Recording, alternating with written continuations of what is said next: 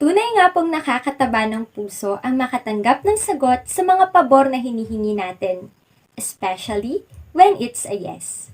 Good day, faith friends! Today's Gospel according to St. Luke chapter 1 verses 26 to 38 is about a great yes. It is special, I believe, for it is a yes that trusts and obeys.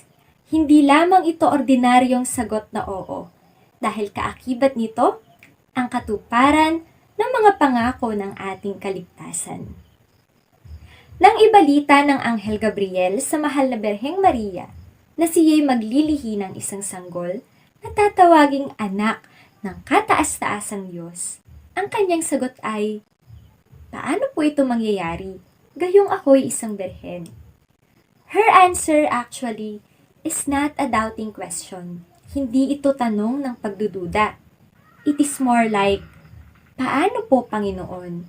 Show me the way to do it. And at the end, she said, "I am the handmaid of the Lord. Let what you have said be done unto me." What a wonderful yes indeed. Dadating ang mga pagkakataon na hindi natin lubusang maunawaan kung paano tayo tutugon sa pagtawag ng Panginoon sa atin, lalo na kung sa palagay natin ay taliwas ito sa kaya nating gawin. Pero kagaya ng mahal na Berheng Maria, matutunan nawa nating magtanong, paano po, Panginoon, bago tayo tuluyang huminti sa mga plano niya.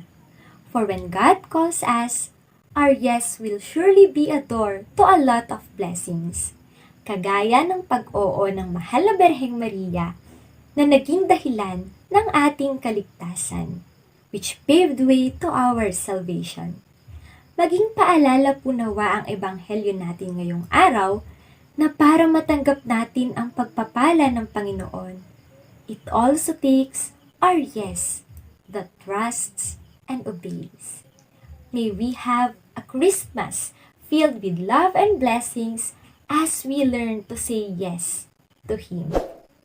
For more reflection series, please subscribe to Faithbook PH YouTube channel or download the Faithbook app and register at www.faithbook.ph.